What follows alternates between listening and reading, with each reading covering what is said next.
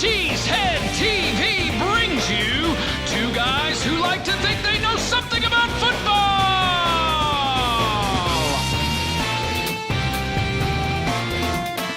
Good afternoon, everyone, and welcome back to Packer Transplants Live. I am Mr. Aaron Nagler, and with me, as always, is Mr. Corey Behnke, my partner here at Cheesehead TV, coming to you live from the LiveX studios in Midtown Manhattan.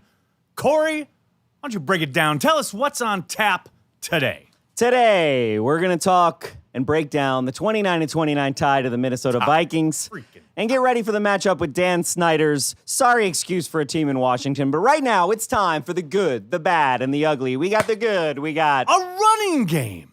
We got the bad. We got fourth quarter defense. We got the ugly. We got roughing the passer. Really? Really? Really? I can't. Roughing the I mean, I've been on a crusade all week. We'll talk about it later in the show. But, the roughing the passer penalty just pissed me off. Something fierce. And everything around it and all the conversation coming off of it, everything about it has made me upset, Behnke. How the hell are you? I'm good. I've got my relax shirt on. That's for myself. Right. It's actually more for myself. For me than anything else. No, it's actually for myself. You need to relax? I left the game, and I was really feeling positive because we should have lost that game. We should have won that game. We won the game. They should have won. They should have lost it. Then we should have won. Then they should have won. Right. And so I felt like, hey, this is good. This is good, right? And every day since, I've just gotten this feeling of, Felt more like an L? Yeah, regret. Regret and remorse seeping in. Regret and remorse. Let's hope the epitaph in the 2018 season, when the NFL Films put out their year in review video. Regret. The Green Bay Packers, regret and remorse. Part 2. So I hope that's not it. So how was the game? How was it? It was warm. I guess great. it was hot. It was great. Yeah? I liked it. You have a good time? Yeah, it was amazing. It was hot. Row 60, that's the best row. It's one of the best rows in the stadium. So you say. It really is. I've been to a lot of them. Well, for anyone who was watching here live, you saw the little video that Corey took with his iPhone of the 100 Seasons flag being passed all around the bowl. That was pretty cool. Yeah, they did it on the other side, too. I do believe my side won, so just putting that out there. There was a contest? Yeah, it was like who gets it faster to the end. Right? So got to gamify everything. I understand. That was fun. I was happy you finally retweeted that, so... there's that. I love that they have to put stupid who can make the flag go faster games for the gold package crowd. I mean, you can't have Milwaukee crowd without some dead air. So you got to invent things to keep them. Ooh, yeah, that's right. Nagler's going after the Milwaukee people. I love it. Look, I know that it gets them. It just gets them. They get so upset when it's very rare that the Packers introduce new things. And you never know if it's going to be the Tundra line or G-Force, or if it's going to be 100 years, a beautiful logo, and, a little crowd participation. I would do that flag every quarter if it meant I didn't have to deal with the Tundra line ever. I know you're not a fan of the Tundra line. The Tundra line. For those of us who are not accomplished percussionists like yourself, the Tundra line's okay. I enjoy a good Tundra line. You, however, want to burn them with fire. No, I just, you know the movie Drumline? I am familiar with it. Can't say I've ever seen it. It's not a bad movie, actually. But it's about a school that's actually good at that. Right. And they do other things, but their percussion team's good. Right. I think my biggest problem with the Tundra line is its lack of diversity. There have been years where there's not one single person who is not Caucasian. Right. And this year, I think they have one person who's not Caucasian. Not Caucasian. Right. And so it's just, really, it's a little bit. It's a little bit. You're trying to bait me. It's a little bit like You're trying to bait me. It's a little bit NASCAR-ish to me. All right, it's time to talk some news. There's a little bit of news, little Packers news today. There was. Let's get on it. I know you weren't paying attention. No, but I was wasn't. because that's my game. No, I did. Somebody, Kevin King's out. I knew that. Okay, what you're jumping ahead. Oh yeah. Poor control room. It was the third thing. Don't listen to him. Listen to me. There's no practice today. A break from the norm. I actually, get the email where it says what the media availability is, and it said Mike McCarthy press conference, and then there was no practice, and I was like, well, clearly that's a mistake. But it wasn't a mistake. There was literally no practice today. Very unusual for a Wednesday in season. But Mike McCarthy at his press conference said, they had a walkthrough, but they went. They went by the numbers. They were crunching numbers as far as their guys being worn out from a night game and then turning around and having a overtime game in the heat. They tried to take it a little easy on them today. Even though they just had Tuesday off, I guess that wasn't enough. Give them Wednesday off, a little walkthrough. Yeah, and I will say the team seemed a little winded in overtime. Yeah, a little bit. Well, the fourth quarter in general. I mean, it was hot, but it wasn't like Miami. No, that's true. And I had my Ray Nitschke jersey on, and it goes down to here. And I was I love it. I was And you're barely like, sweating. I was fine. I wasn't in pads and playing, but I was fine. Yeah, I was fine. I mean, I only had like 2 beers, so I wasn't sweating or anything. The next piece of news is Josh Jones over there at Packers News weekly show, co-hosting, what do they call it? Clubhouse Live. Clubhouse Live. He dropped the little Good nugget stuff. that he expects to play on Sunday, make his season debut in Washington. And, it's funny because I saw a lot of people on Twitter saying, well, does this mean Kentrell Bryce will see less time? I don't think that's what it means. I think it means Jermaine Whitehead will see less time. Whitehead, who's seen plenty of snaps here through the first 2 weeks. And then finally... Are we going to talk about Kentrell Bryce anytime? We will. Oh, okay. The defense. I didn't see that. Yeah, in a the lot of script. ball game left, Behnke. I didn't see that. See, last week, we came up short in the content department. That was my fault. This week, we were chock full of content. We got plenty of stuff. Yeah, we had a lot of complaints last week that we just... Don't try and jump ahead. There's a lot to get to. I know it's a way too much to expect for you to read the script prior to the show. So just trust me. That Look, there's I'm lots reading of it now. I know, great. Awesome. Thanks a lot. I wrote some notes. But prior to those notes being read, my favorite is Behnke comes up to me today and says, look, I made some notes during the game. During the game. And literally he has 2 notes on his notes app on his iPhone. I'm very impressed. Like in the middle of Lambeau, It's really hard. the heat, the drama of the game, Behnke is like, Davante Adams needs to ...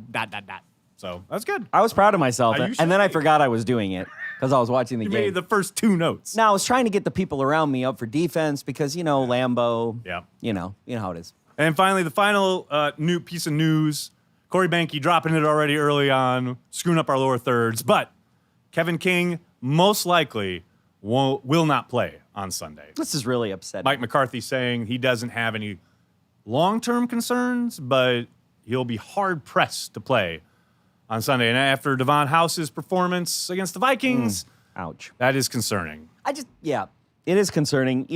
It's like deja vu, right? A little bit. It's like deja vu. A little bit.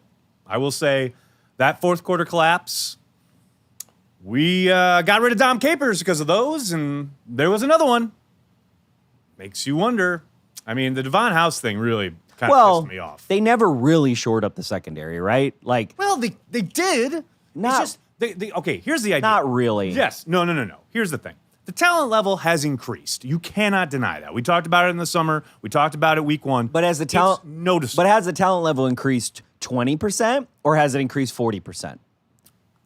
I would say a it's lot like- of percent. I would say it's like somewhere in like 15%. No, that's not the point. To me, the point is moving on, as I said, all offseason and all training camp, moving on from players like Devon House, who have shown repeatedly that they cannot be counted on to be consistent performers. If the goal is to field a championship defense, as Mike McCarthy keeps telling us that's the goal, you cannot do things like trade away a Lindsey Pipkins, who has shown immense promise. Yeah. Yes, he's inconsistent, but he's young. He's growing. He's shown talent. He's shown ability in favor of holding on to Devon House, who has let you down time and time and time again, and did so yet again on Sunday afternoon. Well, yeah, he did. And look, I get on the play. Kentrell Bryce should be over the top. I understand all that, but let's not split hairs here. Devon House had terrible coverage to boot. Yes, he did. But the Kentrell Bryce play where he's trying to not hit anyone. Oh, like the okay, Thielen touchdown. So yeah. Okay, up until this year, right, when you're like, let him play football. We're changing football. We're changing all this stuff. I've kind of been like, you know what? You got to make the game safer. All this stuff, right? But like that play, like take roughing the passer, right? We'll talk about that later. Take Mike Daniels sack. We'll definitely talk about that. That should have later. just been a sack, right? Yep. And then take that Kentrell Bryce play. Like, those 3 plays are where we are in the NFL right now. Correct. Yep. You're not allowed to make plays on defense. How do you play? We're going to talk about this. No, but the Kentrell Bryce play especially, because I don't understand how he doesn't, like, play the ball. Yes, play the ball. 1,000,000,000%. It's your ball. Go get it.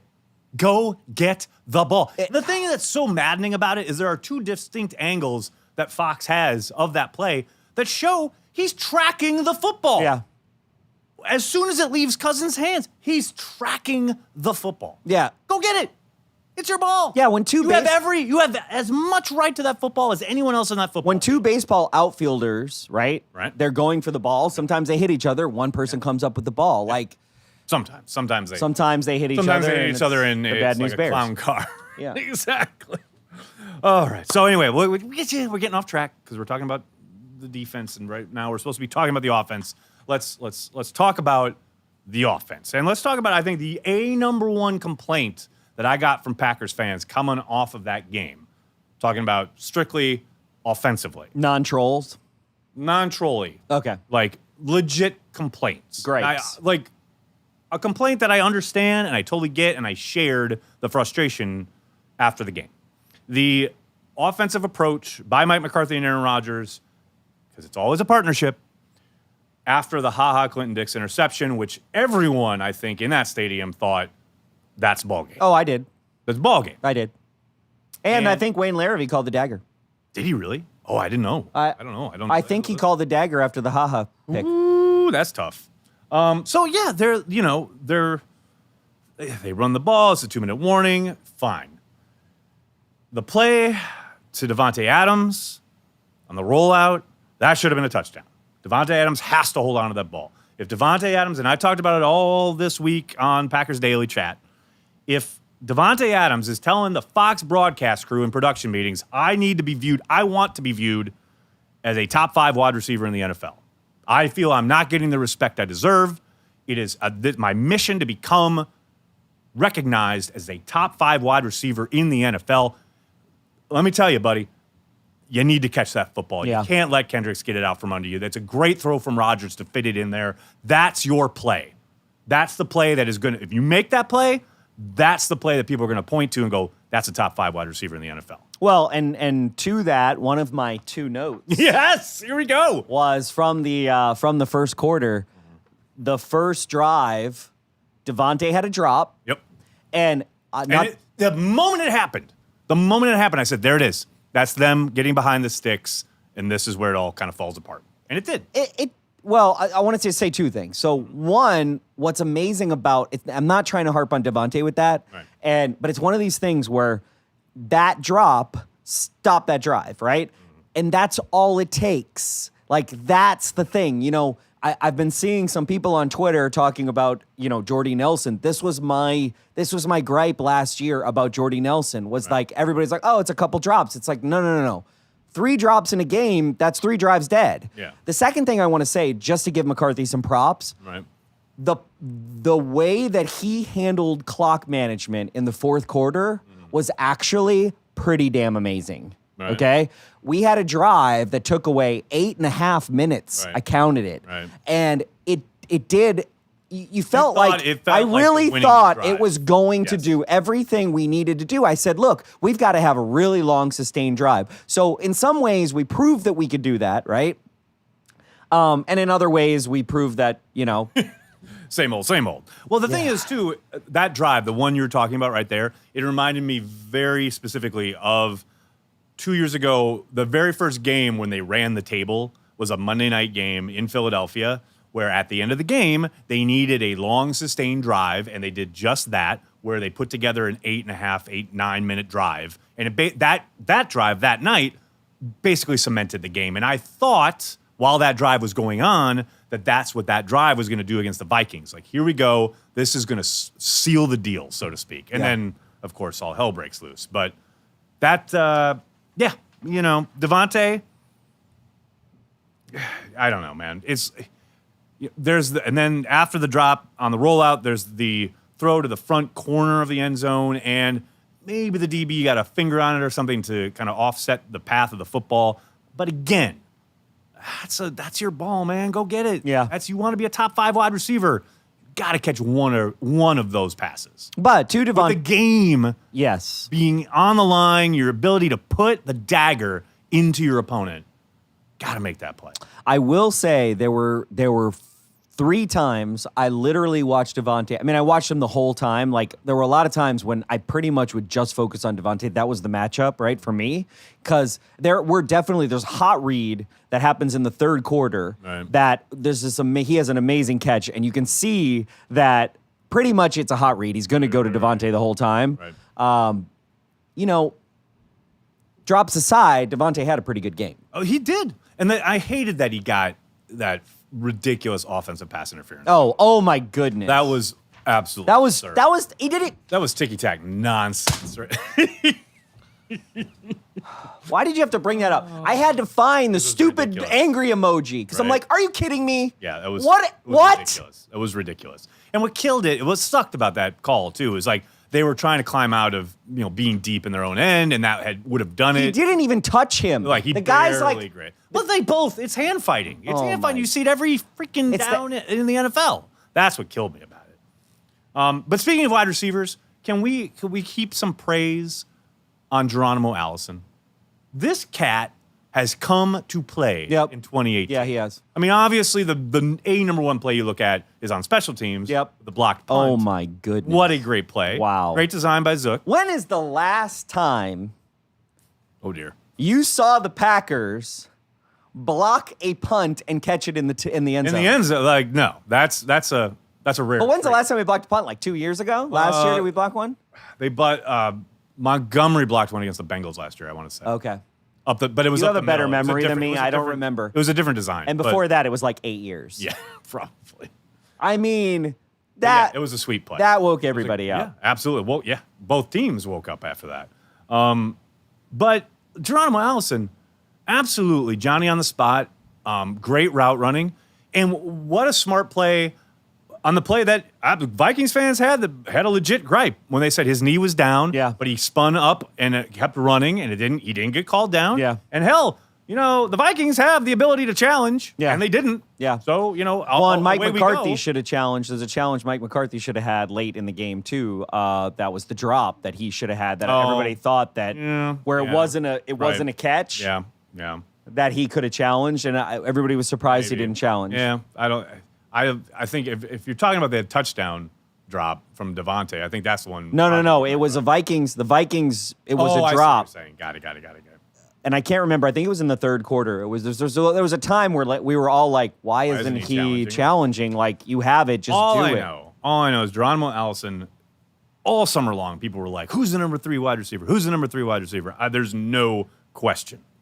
Geronimo Allison is your number 3 wide receiver. I mean, he's no doubt. been rocks. Well, and something else about the wide receivers that you've seen in the last 2 games is that by taking away an old crutch of Aaron Rodgers, you open up youth and upside, and you force him to go to other players. And you're seeing that. This is obviously an extreme example, but it's similar in the sense of it reminds me of when Sterling Sharp was not available to Brett Favre, and suddenly Favre had to see the field.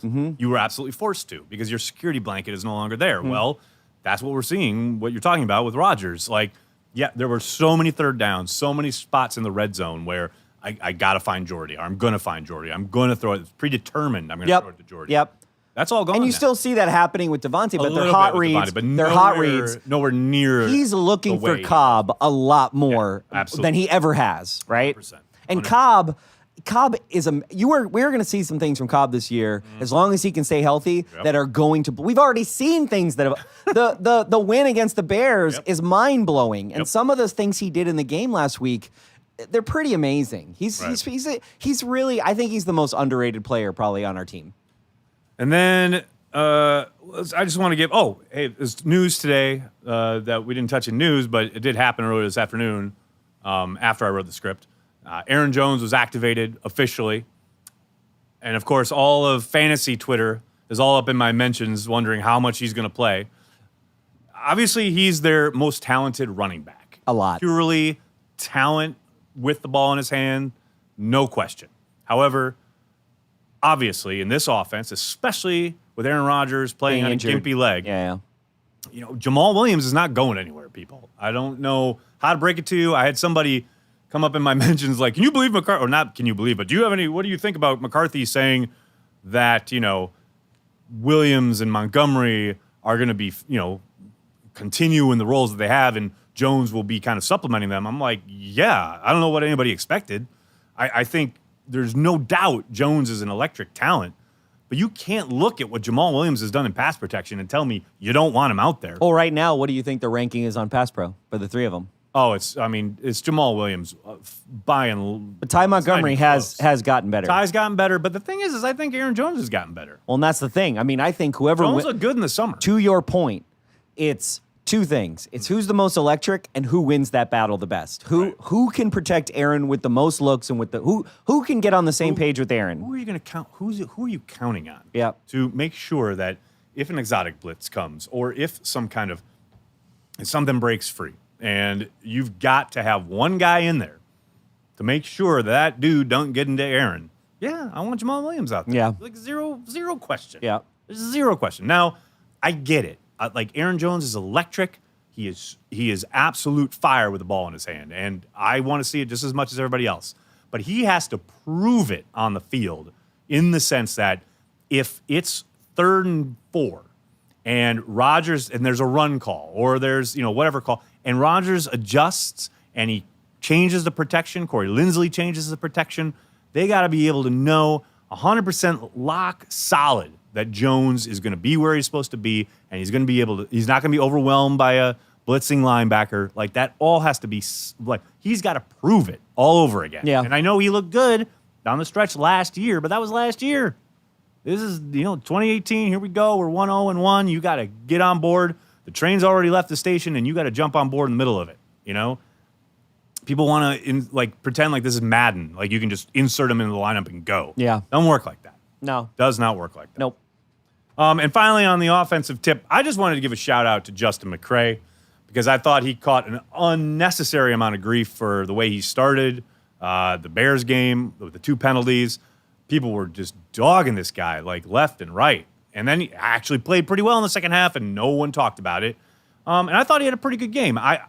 There are clearly times where he was overmatched against the Vikings. They have an amazing front. Yeah. But, for a kid that, basically was a hotel worker 2.5 years ago and is now a starting guard in the NFL and playing at a high level against the best probably defensive front in the game in Minnesota, the Vikings, I thought he played a hell of a game. Well, and where do the Redskins defensive front rank?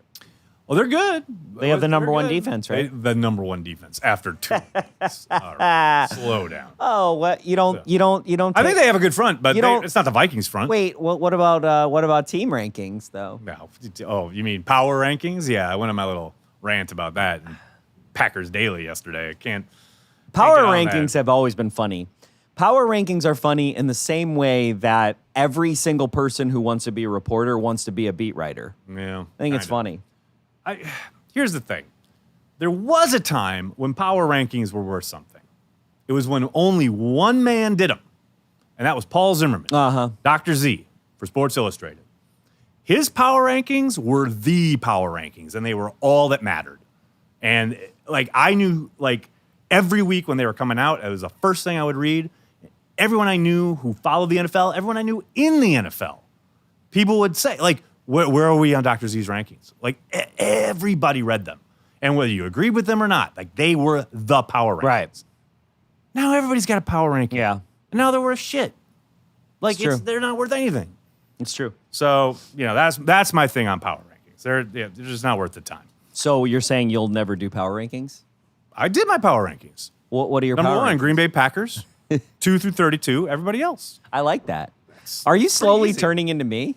Yeah, something like that. That's very weird. Oh, God help us all. I can't believe That's what we you put, need. I can't 2 believe Behnke's you. running around. I can't believe you put Packers number 1 at anything. I'm so surprised. Hey, man, I call it like I see I'm but I'm aghast. still. I'm aghast. All right, let's get to the defense. Okay. All right. Here's a question. Here's a quandary. Here's a preponderance of the evidence that I have before me. How the hell does anyone play defense in the NFL these days? How? How do you do it? How do you do it at the safety position? How do you do it as a pass rusher? How do you do it as someone who's just trying to make a tackle, to make a living, to put some bread on the table for your kids? How do you play defense in the NFL today? I get it. You want points. You want people scoring. You don't want your quarterbacks hurt. The pretty boys. Oh my God, he may get a hangnail. How do you play defense in the NFL today? If this is what they want, just give them flags. Give the quarterback. I mean, it's gonna happen. Give them flags. It's gonna happen. They're gonna put a red shirt on them. Everybody else you hit them to the. And that's the other thing. People coming up in my mentions talking about player safety. Get the f out of here with that. Yeah. Are you kidding me? A player safety. The hit on Kirk Cousins was a player safety issue? My daughter has tackled me harder than that. Give me a break. Well, and the doubling down, it's like, Yes, of course. it's almost like it's like the rules would make more sense if Skip Bayless was in charge of them. You'd have more consistency. You'd have more consistency. That's the scary part. That's the scary part. And it's really scary when people like, reasonable minds like Jason Wilde's and Rob Demovsky's of the world are like, hey, asking the NFL, what about gives? this? What about this? Right. And then they're going to, it's almost mind-blowing to think that they're going to send that video of Clay Matthews. Clay Matthews video. And they're going to go, do that. That is a penalty. And if you do that, it's a penalty. Don't do that. It just blows my mind. And I pointed this out on Twitter. It's kind of crazy. I'll say it here. This, the NFL sends the officials to every training camp. They send a group of officials, a crew, to every single training camp. And in Green Bay this summer, I was there for the presentation, and we get to ask questions. And of course, at the time, it was all about the helmet penalty, the helmet rule. But we did because that afternoon it had broke that in Minnesota they had talked about how what Anthony Barr did last year to Aaron Rodgers would be a penalty this year, because he put his full weight on the quarterback, which is not what Clay Matthews did. And then Terry McAulay said afterwards that wasn't the rule that he was citing. It was the scoop and pull. He scooped him up and drove him into the ground, which he didn't. Is not on the video. Yeah. Like, unless you have some CGI that I don't know about, that's not on the video. But, okay, so the NFL, then when you're talking about doubling down, came out and said, yeah, we're sending that video as a what not to do tape because it features a scoop and pull. A, scoop and pull isn't on there. That's not what Matthews did at all. But B, when the officials talked to us this summer, they stressed the importance of the full body weight issue, like Barr did, which caused the injury. Never once did they mention scoop and pull or anything even close to it being illegal, which only goes to prove even further, as if any evidence was needed, that the NFL is making this shit up as they go Well, along. there's no doubt about that. And you know what? It's going to get worse because you realize that centralization has now been a thing, right? Yeah. So centralization of the ref feeds goes to New York. So I think you're actually going to get more inconsistency, right? Because over time, what they're going to do is they're going to take away the power of the game from the referee on the field and put it in the hands of a remote god at New York, right? Al Riveron was terrible. And on that the remote field back in the god, day. and now you're getting even closer to collusion with sports betting kind of stuff. Because what is the game, right? It's like literally the only thing the NFL can't control is an interception or a sack. Yeah. And the only way to control that is to have the rules be completely confusing, right? Yep. It really, Muddy the water as much as you I hate can. this because people are going to say I'm a homer, and I am a homer, and this show is about being You're as a little homer? Get out of here. I know they're going to say that, but I don't know. My other problem is Mike Golick. Yeah, but wait. I love Golick's rant. But here's the thing. But he is the only person from a major network that has a license with the NFL to broadcast games that's actually challenging the status quo. Wait. Now, wait a second. Now, time out. I would add Rich Eisen into that mix because Eisen's been on the side of the right and good here. Yes, okay, I'll add Rich Eisen, but I won't add Chris Collinsworth. Oh, no, I won't add... NBC was atrocious. That night, Sunday night, holy cow, I tweeted out, like, they either have footage that's not available to the rest of the public, or they got a call from the NFL with talking points of this is what you're going to say. Which is ridiculous. You're the ones that pay the NFL for the license. Exactly. You're in the driver's seat. It just blew my mind. The whole thing just blew my mind. It blows everybody's mind. I don't think there's anybody. It's almost. I mean, what do you do if you're a ref too? It basically makes you anytime. Well, it's why Mike Daniels. Like at first, when I saw the Mike Daniels thing, I was like, "That's ridiculous." Right. And then the thing that happens to Clay, you're like, "Well, actually, it's not ridiculous." It's not. Like you say, it perfectly proves it. That's why I put it up. That's why I made this video. Control room. I want to run the Mike Daniels video because this is how the NFL expects you to sack the quarterback in 2018. This is it. This is what they're looking for. 100%. You wrap up and then you let go. But that should be a sack then. Yeah, they should be, but it isn't because they want points. They should put a flag on the back of a quarterback, like right where his number is. And if you grab the flag, you sacked him. No, like Mike, to his eternal credit, the man is the myth and the legend. He's a friend of the show, has been on the program. He retweeted that. Because I put up that video. Yeah, I saw that. I joked. He had a lot of emoticons. This is an instructional video from the NFL on how to sack the quarterback, and he retweeted it into his feed and with laughing emojis, etc. Respect to Mike Daniels because he totally understands what a farce this is. Because the whole reason he holds up there is because he thinks Cousins has gotten rid of the football. He threw it, and he thinks he throws it, and he doesn't want to get a penalty. And he remembers last year against Detroit, their opening drive in Lambeau, third down, they're off the field, except Mike hit somebody late, and then they got a flag, and that extended the drive. Mike's trying to learn from his mistakes, and he gets penalized for it because the NFL can't have their pretty boy quarterbacks play football. And here's the thing. I'm going to try and end it on this whole roughing the passer BS that has just driven me insane because I've had a lot of new-ish fans they're changing the game for the better. Again, with this nonsense about player safety. Look, two things. Number one, no player, not a single man in the NFL has signed up for this league with any ideas and or illusions about what they're doing out there.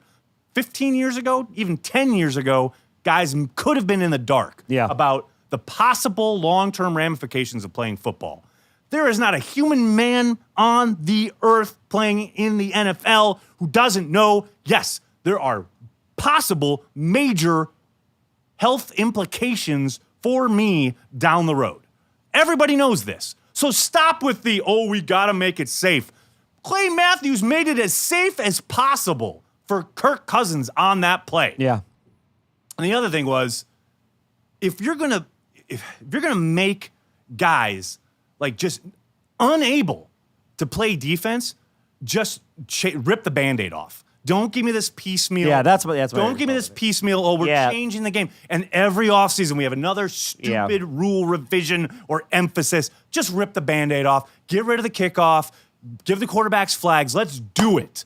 Because this whole kind of edging towards it is just stupid and insults everyone's intelligence. Well, I will say I agree with all that. But to do the counterpoint, typically the quarterback is literally worth 100,000 times more than every other player on the field. 100%. 100%. And I hate to bring it back to money, but it's the NFL, so it's going to be about money. We got some people in the chat talking about the safety position, and I want to talk about the safety position. It's a good thing. You guys are on script. You guys are better at following the script than Corey is. That's impressive. So, Kentrell Brice, we mentioned the play earlier, clearly had a step back against the Vikings comparative to the Bears game where, Mike McCarthy said he was the highest graded safety and the highest graded defensive player in that game. Had some missteps, the bomb to Diggs, he probably, he's got to get over there for that. Why he's going after Treadwell on that play, I'll never know. Okay. And then people want to trade for Earl Thomas because the Seahawks are 0-2.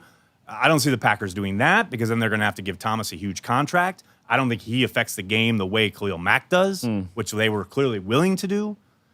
Just sign Eric Reed. I know they're never going to sign Eric Reed. It's not going to happen. But just sign Eric Reed. You can't tell me you're all about winning and then, watch the suboptimal play from your safety position. And here's the thing.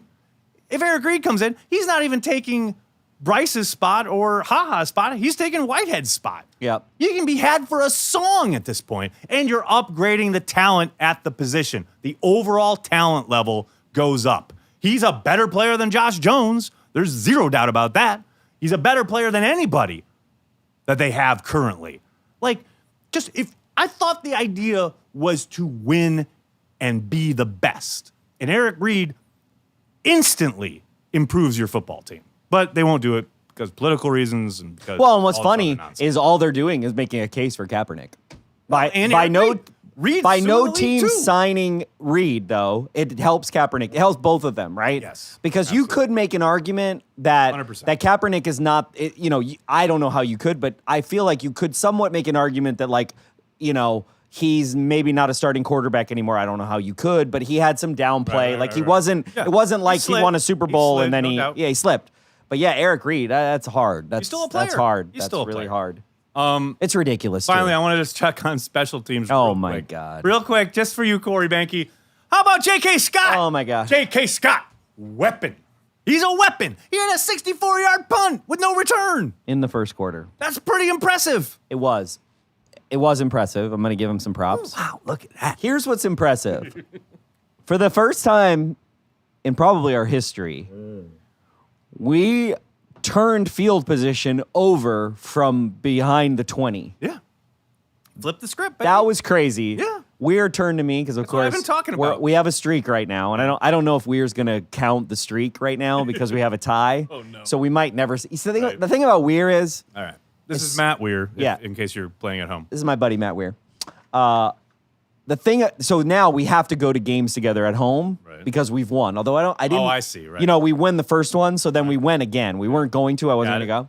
So then I don't know how he feels about this whole tie thing. If that's a continuation, we didn't have a talk about it because we were both kind of like, let's start the bonfire. So if we go to see, so he actually was like, flip the script. He's really fun to go to a game with because it's almost like he's like a play-by-play. I've watched games with him at your house. Oh my That's goodness. fun. That's a good He's time. like you and I when we're watching together, we'll like say the poignant things that we think the other one's not thinking. And we'll see because we might be doing a live we might be doing a live stream this weekend. Holy cow. I was going to save it, but yeah. We might be doing We might do for those of you watching and listening at home, you could geek out with Aaron and Corey on Sunday watching this. Yeah, you can see how we watch this a game. We're going to watch the game, and we're going to broadcast us watching the game. Maybe. We'll do it. We'll try see. it. Why not? But he's like, dude, he is like a play-by-play machine. Like you don't say anything. Right. Like I think I said two things besides like yelling on defense. I think I actually said two things to him because he's got all the nuggets. And he's got like the radio in his ear. He's got the old radio that you can't buy anymore. I know. And he's got it in his ear. It's got tape on it. It's like got all like tape, like Scotch tape because it's all broken because it's like 8 years old. And he's like, he'll say stuff because like Larrabee because it's Wayne and Larry and he'll be like, he's out. Oh, he's out. And then I'll like check Twitter. It's like, dude, we're like the machine, dude. We're like in this thing. I just remember we watched a Monday night game against the Chiefs a couple years ago at your pad here in New York, and Weir was just like that. Like, well, they couldn't do that on third down because that guy got hurt, but they've done this like 3 times before this season, and they're gonna do this. Like, Weir is all over. Oh, yeah. I love it. So I just wanted to say, So anyway, J.K. Scott. he said he flipped the script. Now, here's the thing about J.K. Scott, okay? After that, what'd he do? He punted a lot and did it well. He averaged like over 100 yards. I'm going to say no on that. I don't even know what average over 100 yards means, but He averaged over 100 He was awesome. He was awesome. Oh, and what's the deal? While we're talking, look, I'm talking about special teams. I'm impressed. Right. Okay, what is the deal? Why couldn't Crosby kick it in the end zone? Vikings were kicking it in the end zone all day. Yep. Is that a choice or Yes. For the most part, yeah. Okay, They're what's a dumb choice? They're asking him to kick it directly. Okay, whoever's making that choice. That would be Ron Zook. Yeah, Ron Zook, coordinator. stop, please, stop. What was so funny? It was that, like, bad. They had was you know, bad. that great block for a touchdown and the punt, and like everyone was, and the television's like, Ron Zook special teams really coming through. And then literally the very next play, they kick the kickoff, and the Vikings get a great return, and Zook's over on the sideline like hating life, and they're like, oh, Ron Zook special teams, real trouble area. Like in today's NFL, I feel like you're overthinking it if you're not kicking it right in the end Kick zone. it out of the end zone. And the other thing is Just do it. Here's the other thing: J.K. Scott kicked the kickoffs all summer long. Just have him do it because you know he can do it, and you're saving Crosby's legs for field goals. Like, just have Scott kick it out of the end zone. Have him start on the 25. Like, this is not tough to me. Yeah, I don't understand. It's just like, it doesn't make any sense. You know, I don't like to question play calling, but like, really? I do. The Vikings are kicking it in the end zone, and they're winning. You're kicking it not in the end zone, and they're getting it past the 20. Yeah. Probably shouldn't do that. I feel you. Okay, well, let's talk real quick about this matchup with the team in Washington because we didn't even talk about this last time. Did you I know just add this? that's why I've added it because, like I said, we had some content issues. I love how we've done this show for like 13 years, Yeah. and we're like still learning how to write the script. Well, it's just like you were in a remote last week, and that was just weird. You were The whole scared. experience You were just scared it threw- wouldn't work, weren't you? I wasn't scared, but it really threw me off. Like, I don't like it when you're away. I like it when you're here. Yeah, Like, well, it was It's hard. just nice to be at Lambeau. Oh, I know. I feel that. I totally hear you there. It was just. I threw me was off. fun, though. It threw me off my game. Oh. So I'm gonna be. I'm Well, gonna the be next honest. time we do it, though, I think Now I'll know, and I got it. I just. yeah, say it. I think it's good. I think it's do. fun. I agree. I think it'd be fun to get a player to walk in the gate. That would be hilarious. All of a sudden, like Randall Cobb walks I in think, the gate. yeah, I think What's it would up, be. Corey? I think it would be awesome for a player to just walk in the gate and like tackle me and take my headset and then just start talking to you, like just. I think everybody would be just- like the tackle. Everybody would laugh. Yeah, they'd be like roughing the passer. They could just like he could just like push me aside and then just start talking to you. That would be brilliant. If they could happen every day, I would take bruises for that. The Packers are favored by 3 points on the road against the team from Washington. I found that interesting. I also found it interesting that their home opener last week, they have an 80,000 seat stadium, and they had about roughly a little over 50,000 Yeah, people that's in attendance. sad. And for the most part, they were booed off the field. So you know that on Sunday, there are going to be so many Packer fans at this game. Yeah. It is going to be, I'll bet, my guess right now is it'll be not quite 50-50, but it'll be 60-40. Yeah. Like it'll be 40% Packer fans there. I can see that. That will happen. Speaking of, there was a lot of purple at that game. Oh, yes, there were. Holy crap! I had a number of people with the Packers text me and say, what do you think that's about? I'm saying, I'm sorry. What why I'm didn't they ask sorry. me? Why It's why doesn't anyone from the Packers DM me? Why are they DMing you all the time? Those are my sources from when I was on the beat, You Corey. have sources? Yeah, apparently. Holy crap! You're like a real reporter. No, I'm just a dude with a blog. Look, and here's the It's thing. the new norm. Okay, It's the new so norm. Hodkowitz, Get used to it. Hodkowitz, Because the Vikings are good now. Hodkowitz tweets this thing like, Oh, boy. oh, the fans are doing go pack go when we're on offense. Yeah, because people are going like this. Okay? So you see like It's a response. 10,000 All in people response. doing that, right? Yeah. What? Okay, you tell me, okay? What's worse, Oh, boy. okay? All right. A bunch of people not in rhythm doing this, okay? Or Right. the call and response. So if you're Aaron Rodgers, right? Yep. Because You're trying to go. you know how to be a quarterback. 319! Yeah. 319! You're Right, hearing this, Right. right? Right. That's really like convoluted and Disparate, out of like, rhythm, yeah, like yeah. arrhythmic. Right. Or you're like hearing go pack go, right? What would you rather hear? Silence. Obviously. But it can't. I know. I hear you. You can't accept You that. cannot allow it to occur. You can't. Dude, this aggression will not stand, man. I hear you. I Okay, hear you. but here's the thing, right? These beat writers in their palaces, Oh, in dear. Here we their go. glass towers, okay? Blogosphere is another segment away. These beat writers in their glass palaces, right? Watching the game from drinking their wine and eating their cheese, God, I wish right? I was in the press box. That would be great. Right? Yeah. They're just sitting there going, what are these minions? Why are they speaking now? That is unacceptable. Well, you know what? You got to try to be out there. You gotta show some passion. You gotta be with the fans to know what they do. And I know that's hard because you think we're all weird, so. I love it. Old school enemy facing the Packers this week in one Adrian Peterson. Oh dear. He still Adrian plays? Peterson. Mr. Peterson. Yeah. He looked okay week one. Didn't look so good last week. Is he like 45? He's 100 years old. Oh, okay. Chris Thompson, their other back, he's the worry. He's the danger. He's a really talented back. And of course they have Alex Smith, who last year, this is crazy because Alex Smith has always been known as, captain check down.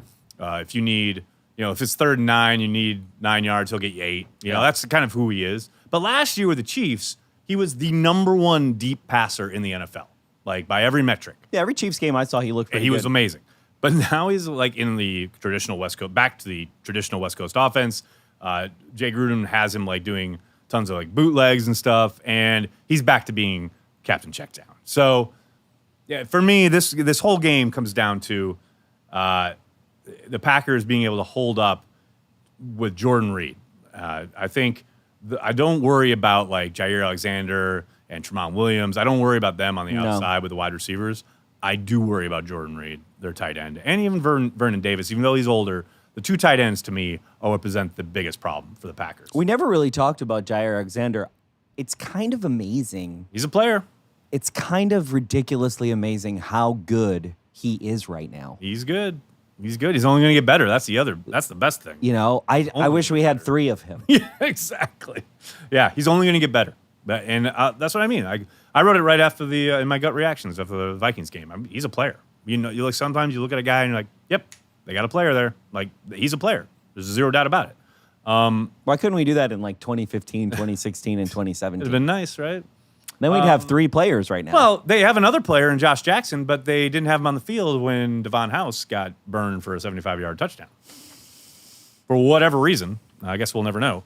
Also, as Corey alluded to earlier, Washington has the number 1 defense in the NFL. After 2 weeks. After 2 weeks. So prepare for the Packers to decimate the number 1 defense in the NFL because the Packers are going to win this game, and they're going to score a lot of points doing it. That's all. I think that's my prediction. Well, I think it depends. I think Mike McCarthy came out of that Vikings game, and it felt like he learned his lesson of not trying the like long stuff right away, going short, kind of getting to the quick game. playing the quick game, right? Like, can we just finally adopt that? Yeah, right. Can we just stop I know. He can't wait. It's never going to be 100%. No, because he can't wait. Yep. It's almost like he's like, okay, I'm gonna do this for a bit. I'll do this, but I really want to do this. You just described Mike McCarthy's offensive philosophy to a T. It's like no matter what they're giving him. I hear you. All right, it's that time. It's that time, Behnke. It is that time. You know what time it is. Let's do it. Let's do it, people. I don't know if they're ready to do it. Sounds like they're.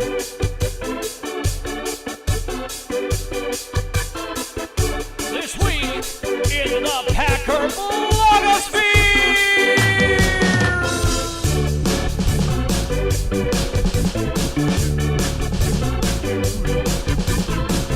That's right. It's this week in the Packer blogosphere. The return of that venerable series. My favorite part is the bass. It's like do. It's good stuff. I just wanted to give a shout out. You know, that's what we do. Either we are taking people to task or we're giving them a shout out. I want to give a shout out to the OGs. The OG. The originators. I mean, I'm sure maybe 1 or 2 people were doing it before these guys, but no, you want to go back. No, not for the Packers. OG Packer podcast. Check out Packers Therapy. I'm telling you, Chris and Dave are back. They took a hiatus, but they're back. They are the OGs. We copy them. They took a hiatus, then we took a hiatus. I mean, they are so good at what they do. Here's the thing. Like, they're as homerish as we are. They are Packer fans. There's no doubt about it. But listen to their latest podcast because they talk about a lot of the same things we talk about. But it's more interesting. And better reasoned and more intelligent. And it's just, those guys are so good. They talked about the Clay Matthews hit. Just great. It was so well done. Like, it's so smart, and they're so on top of it all. Like, it's so good. It's everything I wish I could be. Like, they're so good. They're so good. But I get all pissed, and I get all emotional. They're just great. I wanted to give a shout out. Packers. Yeah, they're like the NPR version for Packers fans. That's pretty good. We're like the wannabe Howard Stern version. TMZ. Yeah, we're the TMZ version. We always said we were Wayne's World of Packer fans. And yeah, Wayne's World. We're somewhere between Wayne's World, TMZ, and Howard Wayne's Stern. World with a budget at this point. I mean, that's what it appears anyway. And the other thing, you got to talk about it because it happened earlier this afternoon. And we're nothing if not on the pulse of everything going on in Packers blogosphere, Twitter sphere, whatever. Rob Demovsky puts Jimmy Graham on blast Rob. for not talking to the media. Rob's getting big time. Rob is getting big time. I mean, he's so big time. He's like, I'm going to go on He's TV a right TV now. star. He is a TV star. He is, I know. Like when I saw him before joke. the game on ESPN at Lambeau, I was like, holy crap.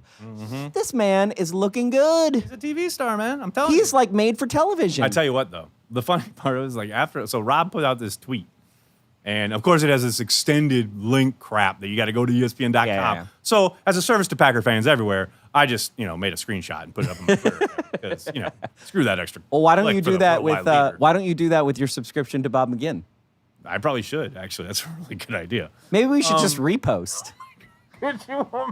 What if we just reposted All Bob of his McGinn stuff. blog? Oh God. No. Why didn't I think of that before? All right, stop. We're getting off Oh, track. sorry. So Rob puts Jimmy Graham on blast for he hasn't talked to the media since July 28th. I don't know if you know this, but it is September 19th. Wow. So that's a long time. So how not much? Talk to How me. much in fines is that? Well, it's $10,000 a week during the regular season. Oof. And But what about training camp though? it's not training camp. It doesn't hold. Doesn't hold. You And, can- and you it's can not from skip the it. team; it's from the NFL, NFL. right? Yes, NFL it's media. part of the CBA. The union signs off on But it this, doesn't start et till cetera. the season. But week one, you So guys. right now you he's are 20 required. grand in the hole. You are required to. Well, yeah, I don't know if he can count telling Rob that he's not going to talk to them as talking to them. But so Rob puts this up there on Twitter, and then Jimmy Graham comes back to him and says something akin to, I didn't If you're see going to that. tag me, drop a pair and if you're going to talk about me, drop a pair and tag me." Essentially is what he went. And then everybody, and this is the thing. Right. I didn't see that part. I saw Rob. I saw Here's the the tweet you had, but I didn't see Here's the Jimmy Graham response. Here's the thing. That's good stuff. Rob has That's every good. right to say, "Yo, this guy's not talking to us." And Yeah, but he should add said- him. He should add him. Rob's response was, "Our mechanism of Twitter and ESPN.com posting at the same time doesn't allow us to include handles." Holy Come on, wonky Rob. answer, Batman. Come on, Rob. Just underneath that tweet, put his handle. Like that's a lame excuse. Like, just say what I always say. Whenever I talk about anybody on the team, almost always, not always, because sometimes they're like, I don't always. Their name will come up and I'll just put it in there. Yeah. Like predict whatever. Yeah. But I used to do that, but now it's like everyone's a Twitter snitch.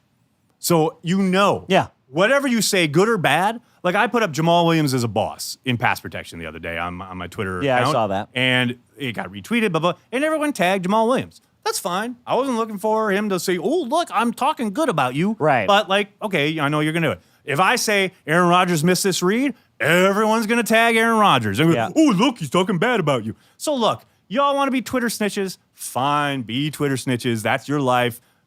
Live with the choices you're making. Yeah. My choice is to allow you to do the work. And that's what people did.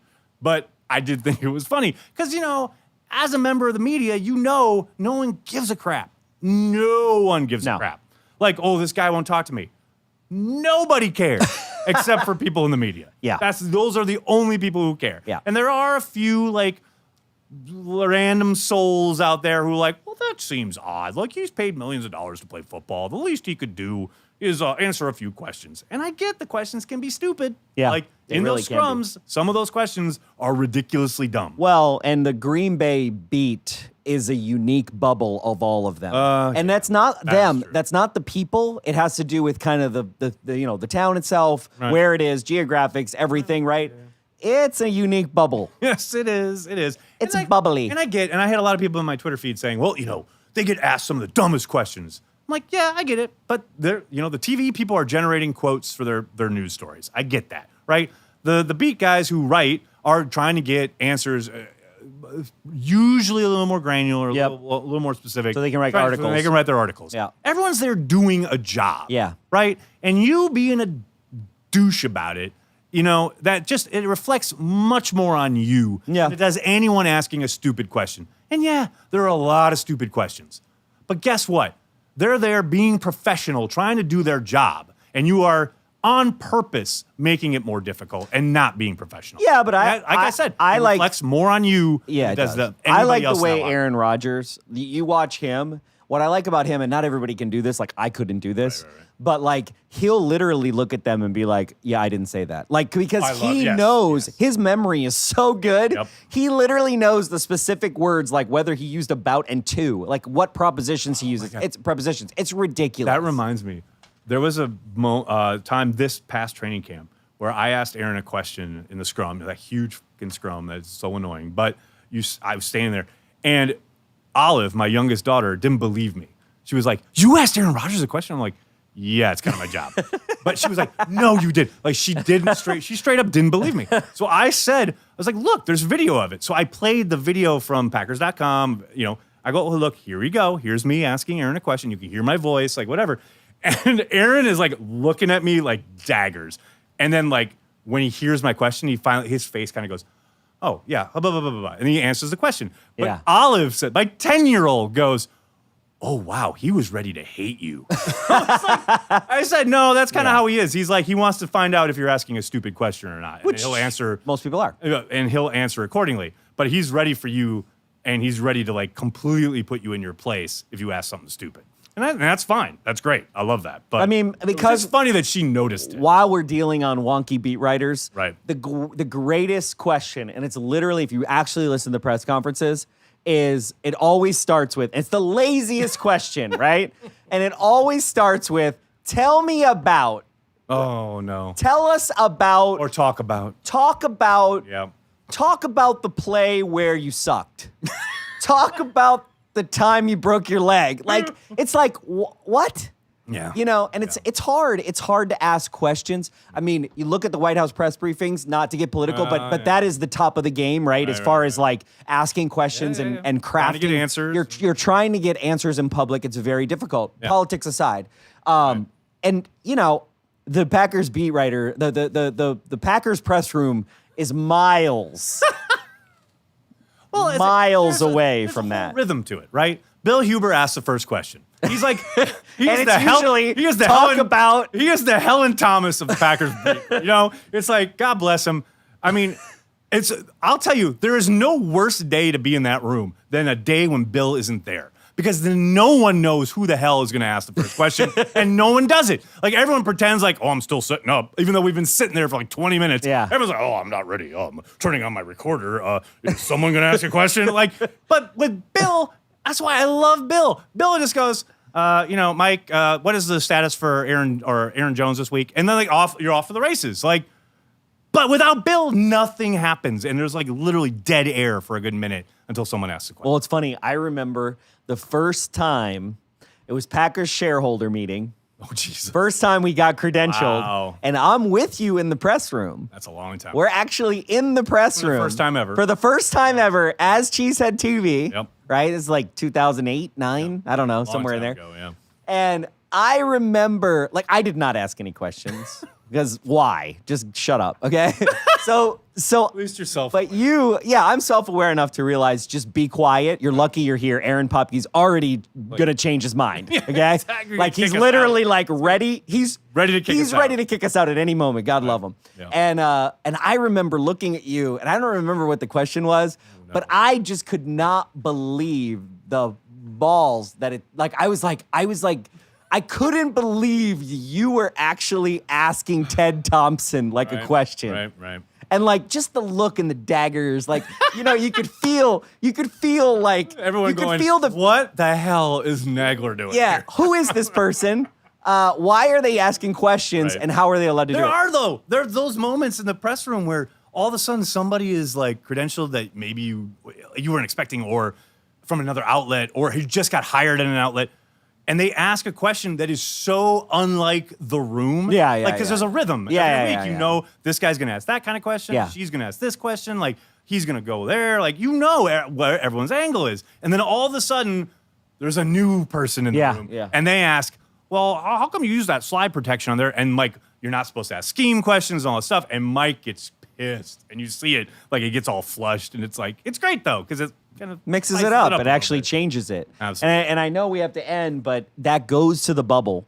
Is, you know, there is the bubble inside the bubble is like when you get your name Like Oh, when God. Mike When Mike says your when name Mike on the podium. says your name or Goot says your name Yeah. or Aaron says your name, Right. it's literally like there is a little chalkboard in Wes Hodkowitz's office where he goes, "Oh, they said that name," and they're yeah, keeping right. track over time. It's like Yep. it's like Who gets name checked? who got name checked the most. Right.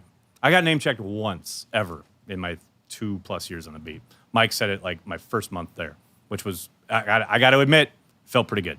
Felt pretty good that he even knew who the hell I was. So I just on an unofficial of me watching press conferences, I feel like it's neck and neck, Rob and Jason, right? Oh yeah. Oh, easily. I mean, I think right now I would put Rob in the lead. Yeah, I think Rob's in the lead right now. Rob gets checked by both coach and the QB. So Yeah. although I do like Well, he's how, ESPN, so even though Jason is too, he's more I radio. will say though, what I love about Rodgers is that he always calls Silverstein. He calls Tom Silverstein Spoon, like his old school nickname. He That's good always stuff. says, "Go ahead, Spoon," and like I love that. That's it.